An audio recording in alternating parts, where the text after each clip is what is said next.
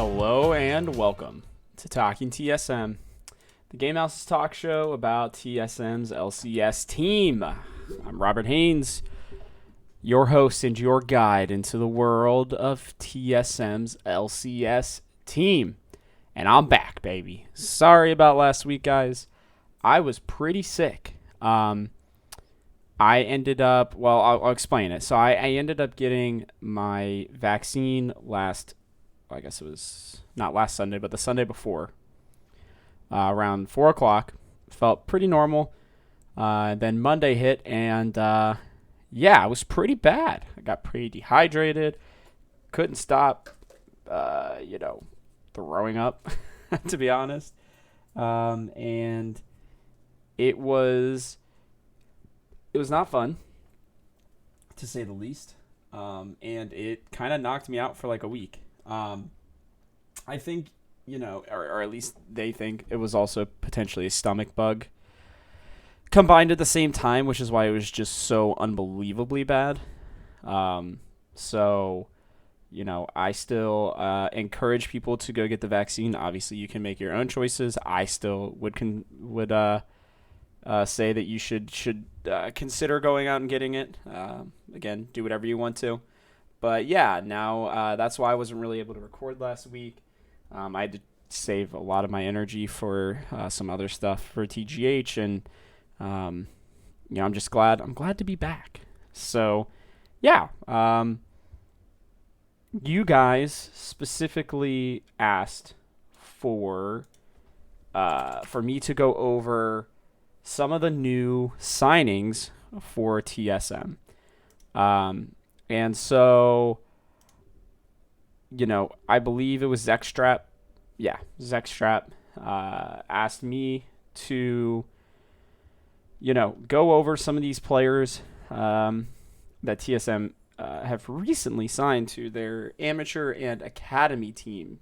And yes, TSM will officially have an amateur team, which I think after seeing how some of the teams did in Proving Grounds, that's not a huge surprise. So, I'm pretty excited to go over this. I spent a few hours getting some good research done.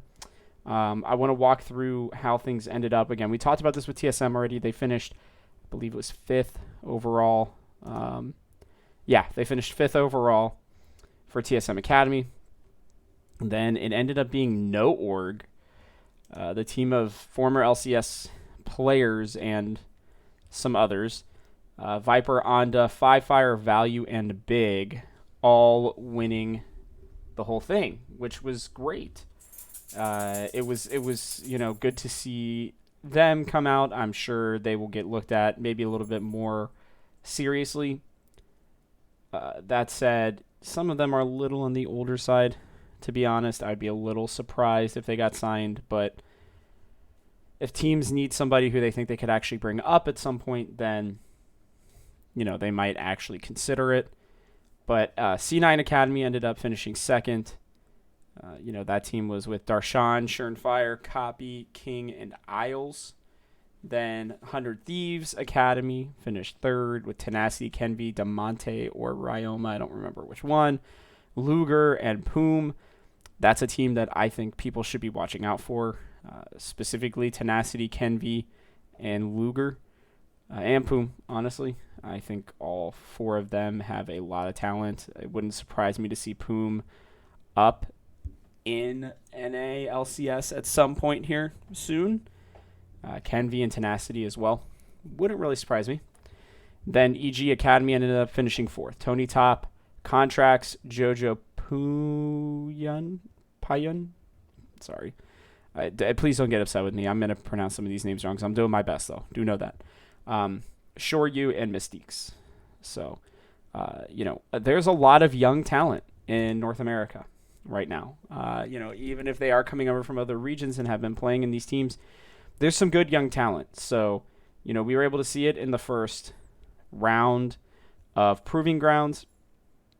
They are moving on to NA, for Academy and everything else that they're doing next split.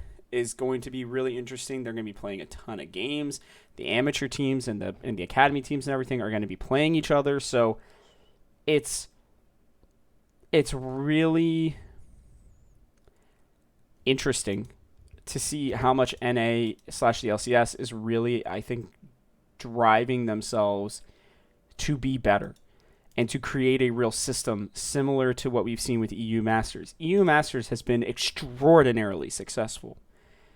And so, I have personally been a big proponent of scouting grounds and everything else possible. Anything and everything else that is possible to get NA talent to a better place. So, I'm starting this off to kind of show and tell why I'm really excited for these teams. So, let's just jump into it. Now that we've done that, we've talked about where they are in terms of what's coming up. Make sure to be supporting it. Go out, watch. Do what you can if you have time, obviously.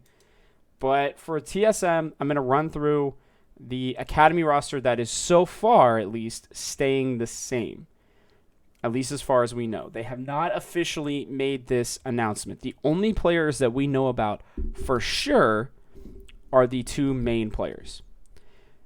As of right now, though, the returning players, at least to our best knowledge, are Hanser still in the top lane, Sword in mid, Cody Sun in the bot lane, and Yursan in support. Now, TSM went out and added 2 new players into Academy. And we're going to go through both of them. I did some as much research as I could do without sitting there watching hours of game footage. I'm sorry, I don't have that kind of time. I wish I did. It would have been really nice to be able to do that, but was not able to. So from the research that I did, the first one is War Machine Hyper, also known as Young Hyper CO. I think it's CO. They are 20 years old. They are considered NA talent. And apparently they're signed through 2023, which is interesting. It sounds like TSM have a plan, or I don't know if maybe Academy is required to sign people for at least 2 years. I don't really know what that looks like, but TSM, they must really like Hyper. They are signing them through 2023. Hyper has played for Mirage Esports, which is a team that performed at Proving Grounds, and one that I know has been around for a while. Even when TGH, I think I've talked about it before, had a amateur team that got to play for promotion into the LCS back then. I think it was Challenger League. I don't remember exactly what they called it, but yeah, I mean, you can even look up on Liquidpedia. I believe the Gamehouse team should be there, and I think Mirage has been around since then, or maybe a little bit afterwards. So they're a good amateur team. Radiant is another team that they have played for, which I believe is the team that's run by High, like Cloud9 High. So definitely a respectable amateur org. Then Just Randoms was a team that has had a lot of interesting talent come in and out of it over the last few years. And then most recently, Hyper was playing for Illinois State, which is a pretty decent collegiate team. So, in even though they've, they're only 20 years old, they have been playing for numerous different teams already. They've clearly got some good experience, and you can see it in solo queue. On the War Machine Hyper account, they were ranked, for 2 seasons on that account, was Plat in 2020 on it. They're currently Diamond 2 on it. They don't play a ton of solo queue, again, on that War Machine Hyper account. They have played on at Twitch Rivals twice. Once, the most recent time was for Jurassic's team, the old Golden Guardians Academy player and Scouting Grounds player. Jurassic is somebody who I've talked to a few times. Good guy. Definitely knows what he's doing. I think he could make an excellent coach whenever he decides to retire.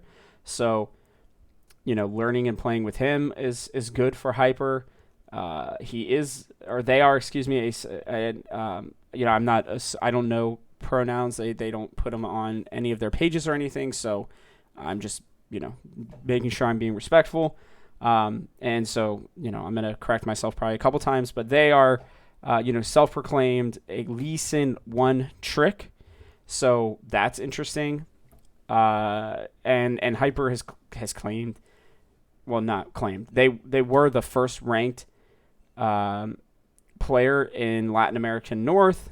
Sometimes challenger players like to go do that to just see if they can. And, it's still an accomplishment of some type. So pretty cool there. Then I was able to find their main account, which was just simply Hyper. I can't believe I didn't know that. And here's where things get interesting. They are currently ranked 32nd in Challenger as of recording this, and had been Grandmaster for the last 3 seasons. So very clearly, Hyper has a lot of experience between the teams that they've played for and in solo queue, and they're only 20 years old. So that's pretty nice right there in a young player. The champions, again, Lee Sin for sure, easily the top played champion for Hyper. They also play Graves, Viego, which I thought was interesting, Olaf, Talia. Their Nidalee is pretty average. It's not a great Nidalee. They also play Kindred. An interesting thing that was worth noting when looking through their op.gg as well as their Leaguepedia stats, they don't really play tanky champions. It's almost all carries. So the adjustment, to Academy, again, for somebody who's never played in Academy, right? It's not like, Hyper is starting out on the amateur team and then making their way up to Academy. They're just going straight into Academy. So and when I say that, sorry, Hyper has played amateur, obviously, but I don't mean like they haven't played for one of the top, 10 orgs in LCS. So pretty interesting to see here. That's going to be an adjustment because they will need to play tanky champions at some point. You will have to pull out a Sejuani if it becomes necessary, Volibear, Rammus maybe, depending on how things pan out for Rammus. Like, there's a lot of different tanky champions that they're going to have to know how to play. And I think that's going to be something, that's always kind of an adjustment for younger players that come into team orgs for the first time, is they have to learn these things. And then my overall thoughts on Hyper. Clearly, he's played in some big tournaments. They've played in the I believe it's Uprising or Upcomer League or something. No, it's not Upcomer. Uprising, UPL, whatever it's called. UPL and other NA feeder systems for a bit here. They've done Twitch Rivals with LCS talent. I'm a little surprised that Hyper wasn't invited to Scouting Grounds, which is something that will be interesting considering kind of the talent that was there. I liked a lot of the players that were at,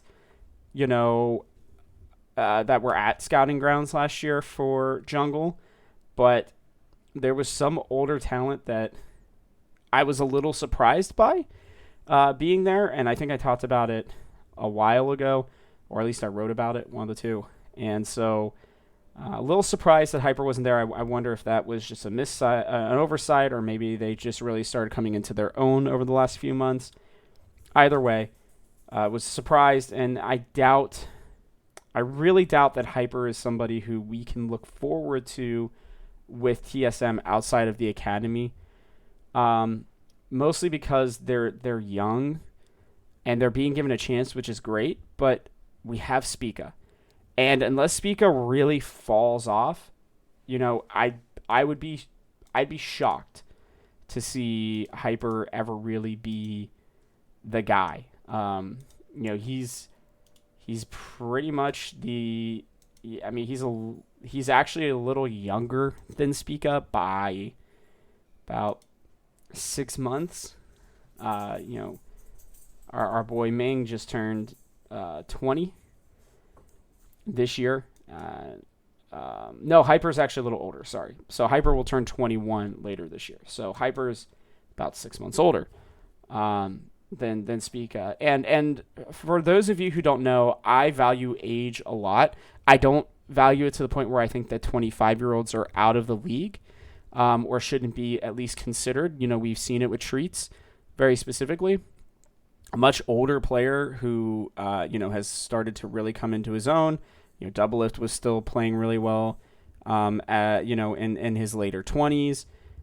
I think that League of Legends is going to get older once players can prove that they can have staying power. But when it comes to looking at prospects, right, when you're coming to look at academy level players and amateur level players, the goal of all of this is to find players for the future. And so when you're signing a 25-year-old, right, you're not like you're the usefulness of that player does not last as long as some other players. So, right now I think the goal of all these teams is to find young talent and grow them. And so I think Hyper is one of those players. I don't know that we'll ever see them with TSM. I just don't know. But at least they have another player there who could be interesting, to say the least. So the next player that was signed, and this one is the biggest head scratcher I think of the day, was Takeover. G Takeover Cha Huanmin. Huanmin, yeah, I think that's it. They are only 18.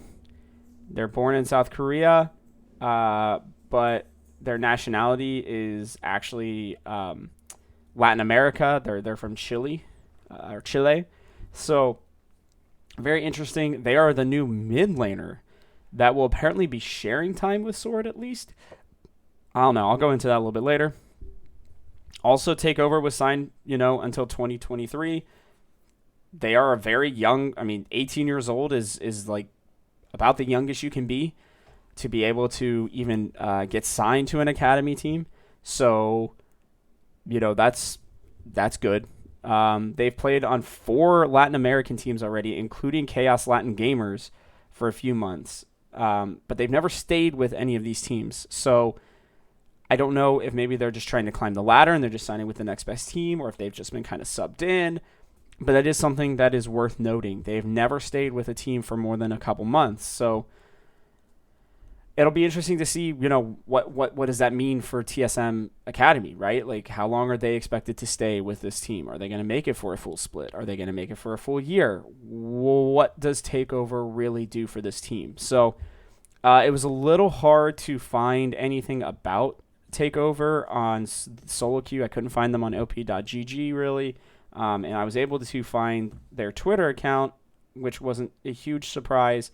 But, because TSM tweeted it out. But, they were apparently ranked 10 at one point in Korean solo queue. Looks like they've been practicing over there. So TSM must have been scouting them, liked what they had in Korea, and decided to sign them. So that's definitely worth noting. Champions, again, from what I could find, they lean heavily towards assassins, especially while they were in Latin America. That's where I was able to find most of the stats, was through their time in Latin America. Yasuo, LeBlanc, Lucian, Zoe, Akali, Kiana, Zed, and Echo, all champions that they play, but they don't really play any traditional control mages. So they've played Azir and Ryze. Ryze was okay. Azir was pretty bad. Neither of those champions are ones that we should really expect to see them on. Takeover seemingly likes to try to take over the game. Maybe that's why they called themselves Takeover. I don't know, but it's interesting because it's such a difference, and maybe that's why they brought them on. So overall, my thoughts are, they probably brought Takeover on because they're a change of pace type mid laner for the team. Right now, Sword and Power of Evil are very similar in terms of their champion pools. So maybe TSM just decided they wanted something different. That said, I don't really know. Sword is such a good talent. I know that he struggled a little bit during the season. but it was really his first season up with the team, and he's kind of cracked. Like he's good. There's no doubt about that. There's some people who are wondering, if PoE leaves, does Sword just take over the team? I almost wanted Sword to, I wanted Cat Evolved to actually be the mid laner. I thought Evolved was really good. Still sad that they left, but Sword's really good too. So it wouldn't surprise me, if Sword makes a push for the LCS team at some point. And I don't really understand this signing for Takeover, to be honest. I can't imagine why that they would move Sword off the team or anything, and that does make me wonder if there is something going on with Sword and why they would bring in Takeover at all. Maybe Sword is having some problems with their visa. Again, they haven't officially announced the Academy team. They only announced these 2 signings. So this is purely speculation, but there is the chance that just maybe Sword is stuck in Taiwan, maybe, or maybe Sword got signed by somebody else to be an LCS mid laner. I'd be shocked. I really would be. I don't know that there's any LCS team that I could see that I could see him filling in for when I look at all the teams. I don't know. It's strange to me. I look at all the rosters, and I don't see. I guess Hunter Thieves just signed to bought out Abadage. No chance he goes there. Obviously, Perks in Cloud9. Maybe CLG decides to go young and grab Sword. That wouldn't be a terrible pickup, but Pobelter was pretty fine, and I think they're trying to shoot for the playoffs at least. So I don't know why they would really change anything, so I kind of doubt that. Saligo looked fine. Jizuke looked good. Palafox I know struggled, but I think Palafox is going to be fine. Ablaze Olive also struggled, but I think that's just because of the team around him. I think Ablaze Olive should be fine. Insanity, I think, is criminally underrated. There's no way Jensen or Power of Evil are losing anything. I think mid lane's actually one of the most secure places in NA right now in terms of talent. So unless if he's getting signed by a Taiwanese team, maybe, maybe he's going to, one of the teams over, in the East. I don't know. It's a strange thing, and we'll have to really watch out for that one. And this is nothing against Takeover. Again, young, clearly talented assassin type mid laner. Like this kid can definitely carry games, and he's pretty strong, or they're pretty strong, excuse me. But I don't know. I just don't know what the purpose is unless if there's something going on with Sword. So we'll have to see what goes on there. Now we're going to move on to TSM's amateur team. So this is exciting. Didn't have an amateur team last time. I don't know if they're going to just call themselves TSM Amateur.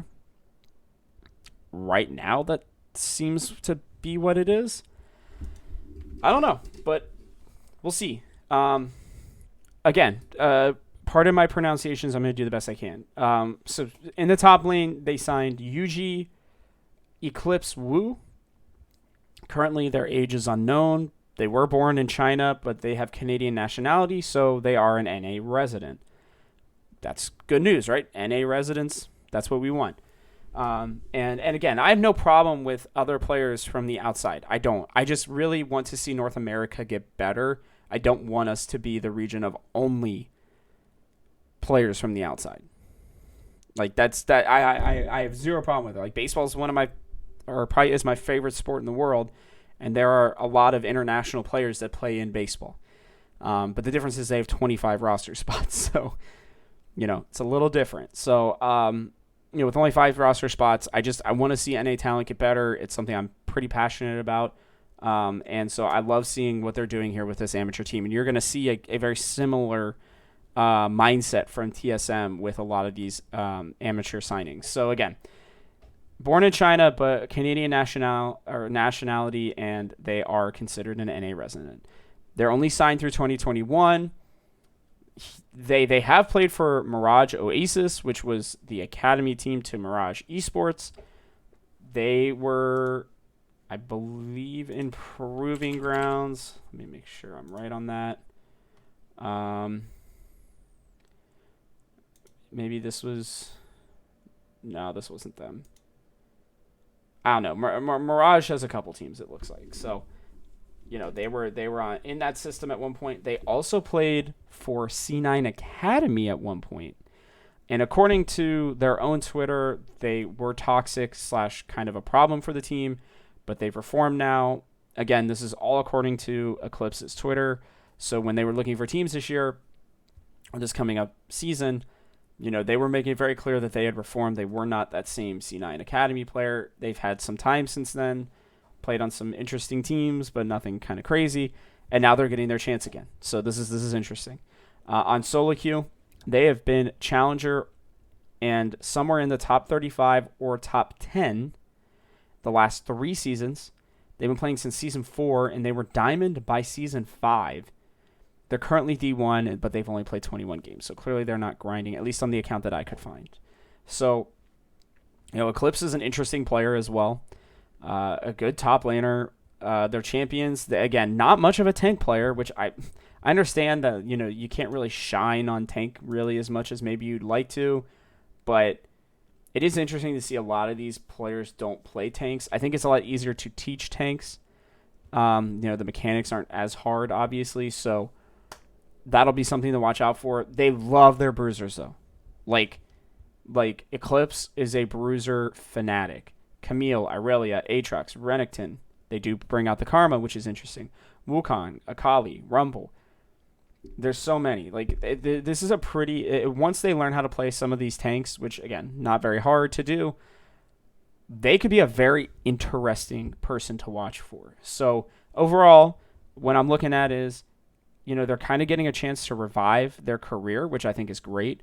We don't know how old they are, so that could be a determining factor. I would say anything above 22, not as interesting to me, to be honest. Again, I want these amateur teams to be as young as possible, get the best talent that you can, as young as they can, start building them up so you can eventually use these players. We should look at amateur a little differently than we do academy. Academy is, hey, they're on the door to the LCS. We could use them, which is why I've never had a problem with the Cody Sun or the Hanser signing. Those were smart decisions for the time. We'll see if that stays. For this amateur team, if I would prefer that it showed that TSM had signed them through 2023, because if these are all young players who are getting their first chances, I would rather TSM stick with them and make it so that they can move up together, right? Because if you build up a team from the very beginning of their careers, basically, and you move them up the ladder, right? They start in amateur, and then maybe they make it up to academy as a 5-set next year, and then maybe they're pushing for the LCS, once a couple of these other TSM players have left. That could be really good, I think. And so when I'm looking at these teams like this, I want to see TSM stick with some of these players, hopefully, but we'll see. Anyways, back to Eclipse. This could be a really good pickup depending on how old they are. If nothing else, this is a player who's clearly pretty strong. They have some experience. I think it's a really solid pickup for TSM, personally. It's somebody who I definitely think that we should be watching for, especially whenever we figure out how old they are. If they're 21 or under, this could be a really, really, really good signing for TSM. If they're 22 or over, it's still a solid signing, but they're not even in academy yet, so you anticipate at least 2, maybe 3 years. By the time they'd really get their first shot, it'd be 23 or 24. So, again, we'll just have to see, but generally speaking, I like this pickup. The jungler is going to be Furtus Infectrix Hassan. Infectrix is their game name. They are their age is unknown. They are also Canadian and a resident. Great. They've got some good experience as well. They've played for Polar Ace, which has had some former LCS / former LCS Academy talent for the last few years. They've been one of the better academy teams. A new esports has also been very strong for the last 2 years. They weren't on either team for very long. It's pretty likely that this kid is, young. I would be shocked if they were over the age of 20, but we'll see. Also signed through 2021. All these players will be for the amateur scene. Solo queue wise, they're currently a grandmaster. They've played 274 games. There's nothing really on this account from the past, which is a bit concerning to me, because that either means that they've had accounts banned or they've gone through a couple different accounts. I couldn't find other accounts. I hopefully they are not toxic. Again, purely speculation on bans, but it's possible. So I don't know. We'll have to see. But clearly an interesting player, one that's been around the scene for a tiny bit, and is currently trying to make their way up to Challenger. Champions that they play: Hecarim, Nidalee, Graves, Udyr, and Lilia. Guess what? Infectrix is a meta playing jungle. Very good. Love that. I think that is a pretty good thing. Personally, I see it as something that, is going to be helpful to TSM. I don't see them pushing for hyper spot right away, but they could be very good. Especially again, if they are young, this kid could be a stud. They could be. It'd be interesting. The biggest thing that they have to work on, though, from all of the games or the statistics that I could see, kill participation. We talked about this with Spica. It was absolutely a big reason why TSM did much better in the playoffs, is because Spica was way more involved with the kills. And this kid's, kill participation as a jungler in amateur is 58.6%. That's really low. I mean, much lower than it should be. You generally want 70% or higher, in my opinion. So, again, it's amateur. Maybe they just haven't had a chance to really work on everything that they need to. I don't know. Either way, it is not great. So, this kid could be good. We'll have to see. Moving on, though, we go to the mid lane. William Doxa Lee. Age is also unknown. Canadian and a resident again. Canadians, man. TSM love their Canadians. I believe Reggie's from Canada, so maybe that's why. I don't know. I doubt that would be the reason why. But Canada's clearly bringing out the NA talent right now, so interesting to note. The biggest team that Doxa has played for is Winthrop University, which is definitely one of the top League of Legends esports universities in the system right now. So really cool to see that. Also signed through 2021. In solo queue, they have been Masters on their main account since Season 8. Masters or higher. That was the first season on that account as well, so I'd imagine that there were other accounts before then. Last season, I looked for this second account. Again, this is going through their Twitter. They were Challenger twice.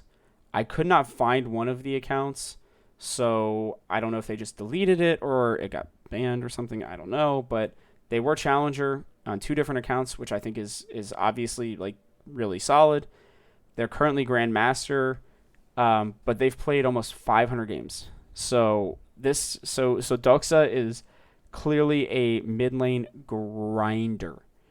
I mean, this kid plays a lot of games, so we'll have to see kind of what happens with that.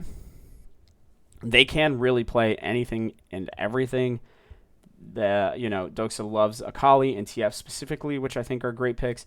They can play Syndra, Sylas, Victor, Zoe, Lucian, Kassadin, Aurelia, Triss, Yone. The list just goes on and on and on and on. And when you've played almost 500 games in a few months, you better be more than just a one trick or even a two trick. So I think that's very promising and something interesting. There's no doubt in my mind that Doxa seems like a talented player. I like that they signed him. The problem is that TSM have currently 3 mid laners above him, right? You got PoE, then Sword, and then Takeover. all above Doxa. And I can almost guarantee you that Doxa is older than Sword and Takeover. So I do not see Doxa as as somebody who will probably ever play for TSM. They'd have to not only jump over the 2 Academy mid laners, but obviously they'd have to wait out PoE. This kid would really have to surprise some people and just play out of their mind to win a job in the LCS right now, at least on TSM's team. So I imagine that we see Doxa for this split, and then they either kind of drop to the wayside or they perform well enough to get signed by an Academy team by somebody else. So we'll have to see. Again, worth watching and supporting, obviously, but just not somebody who, if I'm looking at it, in terms of like a depth chart, they're kind of fourth on that depth chart. The next one is somebody who you all might have heard of, Alexander Gorica. They are 20 years old. They'll turn 21 this year. Also Canadian. Signed through 2021. They've played for Western University. They were part of the team that made it through the collegiate tournament and surprised a lot of people. Played really, really well. They played for Supernova Sentinels. They played for Golden Guardians Academy. They were actually at... I remember scouting them at Scouting Grounds a couple years ago. They ended up getting drafted by 100 Thieves and then ended up ultimately signing with Golden Guardians Academy. They most recently played at Proving Grounds for Barrage Esports, which, didn't play great. They beat TL Academy, which was good, and then they kind of lost very quickly. So they're a well-known commodity. In solo queue, they've been playing since season 4, meaning that he's been playing since he was 13. He's been at least Diamond since season 5 and was Challenger in season 9. Again, pretty impressive. Currently, they're Grandmaster with 286 games played, almost 300 games played. Champions, Kaisa is by far and away Gorica's best and favorite champion. It's really not close. That said, he can play basically every AD carry.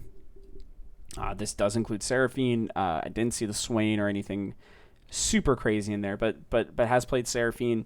The one champion that was interestingly barely picked and had a low win rate, low everything, was Ezreal. So if Ezreal ever comes back into the meta where it's like Ezreal has to be picked, Gorica may not do as well. Overall, like, Gorica is very clearly the most experienced player on this roster. They've got a lot of experience in academy and collegiately and on amateur teams. It's a little surprising that they haven't been picked up for an academy team again, but I think this is a good chance to kind of prove themselves. If Gorica performs well, and Cody Sun ends up leaving because again, academy roster hasn't been officially announced. It wouldn't totally surprise me if they made a push for the academy roster. I think if there's one player on this team that could definitely make a push for an academy spot, it's probably Gorica. Again, a little bit older, a lot of experience, kind of mixed as well. That said, I don't really see Gorica being a player that's going to push Lost for a job anytime soon. So this may be Gorica's last chance. It just depends. Again, I don't like to write players off once they hit 21. It's just that when you see our next player, Braden Donbray Fan, who's only 17 years old, getting signed with a team like this, there's just no doubt in my mind that amateur teams they should be made up of very, very young talent who are getting a chance to prove themselves. And when you see Gorica, who's about to be 21, I don't know. We'll see. I am hopeful for Gorica because I think that they can make a push for academy very quickly, especially if they perform well in amateur. So we'll have to see. I'm very hopeful for them, though. Don Bray, like I said, is U.S. born, the only U.S. born player of the players that were all added. Of these 7 players that were added, NA resident. Also great, obviously. More NA residencies as much as possible. Signed through 2021, no surprise. Donbray's only played for one other team. This is how young they are. They played for AOE Will's Kittens, but they played with Winston and Tempest, excuse me, two players who have some academy and some scouting grounds experience. So that's pretty good for them. Solo queue wise, they've been playing since season 5 when Donbray was 11 years old. They've been Diamond since season 8, which is when Donbray was 14. They're currently Challenger for the first time in their career. They're ranked 74th, and they've played 300 games exactly. I'm very excited for this kid. Bard is by far the most played champion for Donbray, so he's got that caster side, but they can also play tanks. Thresh, Ali, Leo, Nautilus, Rakan, Seraphine. One champion they have not done very well on so far, at least according to their solo queue games, is Rel. So, that's something we'll have to watch for. But overall, in my opinion, this is the quintessential perfect signing that you want for your amateur team. They turn 18 here in a couple months. They are clearly starting to hit their stride, right? Like, they've been in Diamond, they've been playing well, obviously, but getting Challenger and being in the top 100 at 17 years old, this kid could be, like a prodigy, especially as a support too. It's, people say it's like, oh, it's not that hard for supports to go up, but like there's just not a lot of supports in NA. It is very clearly the weakest role right now in North America in terms of being able to find talented players for. And so, when I'm looking at an amateur team, like this is the kid I want. NA resident, young, clearly starting to hit their peak, or starting to hit their stride, not their peak. Definitely not hitting their peak, but hitting their stride. And if I am TSM, I sign this kid for as long as you possibly can, and you just groom him. Get him everything you need to make Donbray the next TSM support once Sword Art leaves. And I'm dead serious. Like by the time Donbray is 21 years old, I think that they should be hopefully starting for TSM at the support role.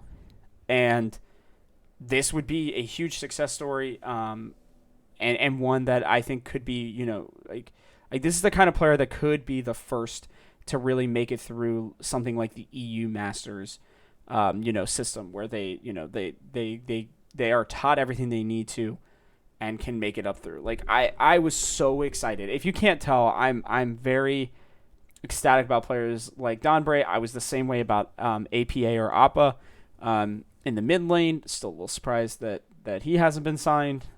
But like this is a kid that, especially if TSM miss out on this one, I will be a little bit upset because it's very rare that you find a young support that's an NA resident that is also just starting to find themselves, hitting Challenger for the first time in their career. Normally you get a kid who's been in Challenger like 2 or 3 times before and, just kind of sat up there thanks to their MMR on that account and blah, blah, blah. Like, no, like this kid's grinded since they were 11 years old. They're 17 now and they are hitting Challenger. Like, check mark every single thing that I'm looking for. I don't know, about this kid's mental game or anything, but I really hope that TSM put a lot of time into this kid. I think he could be great. So, overall thoughts for all of this. I still really don't understand the takeover signing. It feels like there's something else going on. I'm going to be really interested to see what happens here over the next month in terms of signings. Is Hanser going somewhere? Is Cody's son going to get signed? I really wouldn't be surprised to see Cody's son go to Golden Guardians. I think that would be kind of a match made in heaven for them and for him. So, we'll see what happens. Again, I really like the Hyper signing specifically. I don't know that he'll ever or that they'll ever play over Spica, but it's definitely a good talent to have on the roster. Amateur team is either going to be really good or really bad. And it's not just because of the fact that they're in the amateur scene. It's just going to really depend on if the 5 of them can come together. I think Gorica is going to be leading this team in a big way. They know what it takes to be successful. They've been around the block. I think between the TSM Academy coaching staff along with Gorica, it's going to be really important for them to come together. And if they do come together, then this team might be one of the best amateur teams in the system, in NA. They've got a lot of players who are clearly talented. They have some players who could probably be pushing for academy spots right now.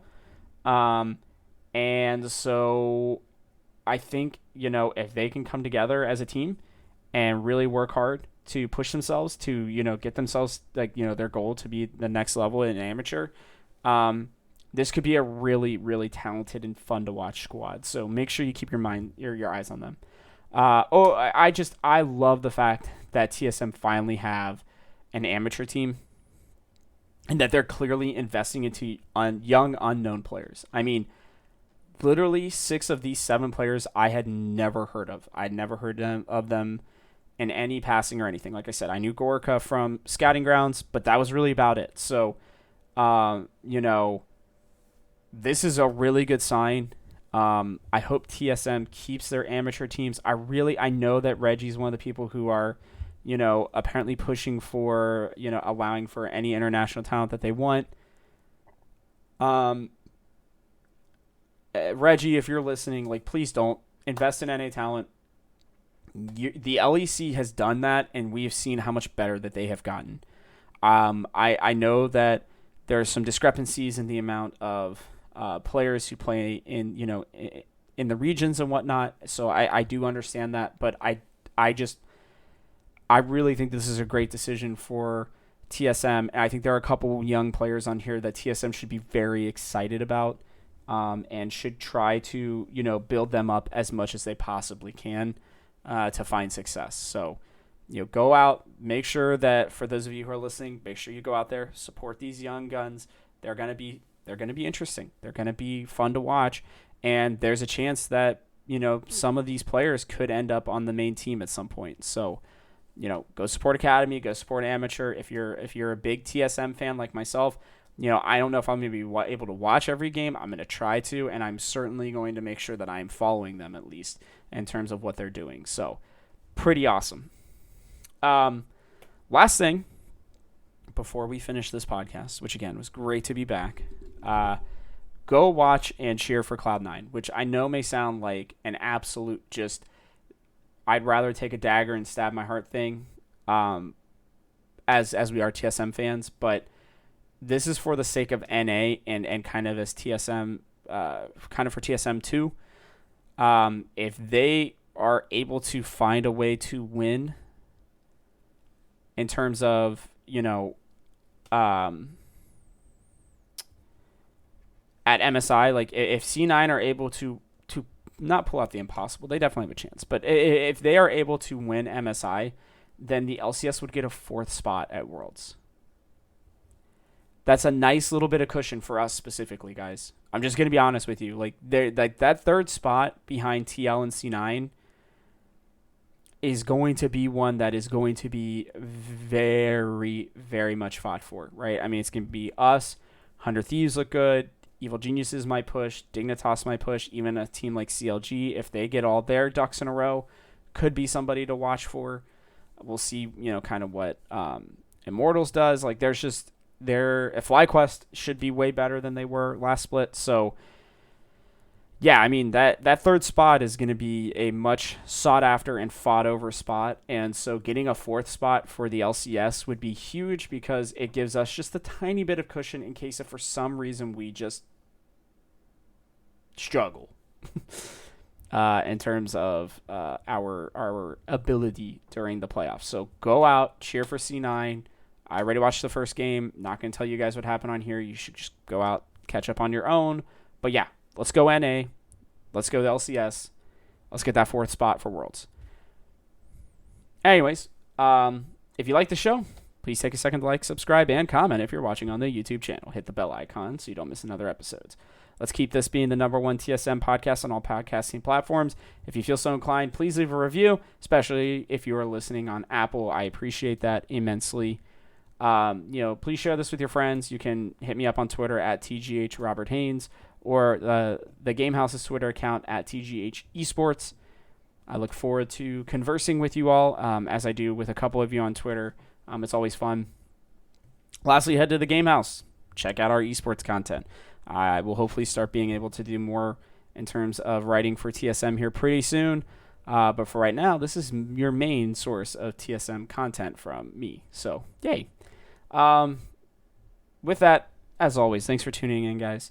I'm going to keep this show, like I said during the break, every Thursday. So keep on checking back, unless if I'm like freaking super sick again, which I hope that doesn't happen anytime soon. And it's still exclusively for your TSM ear holes. So, yeah, I'm Robert Haynes. This has been Talking TSM. See you next week.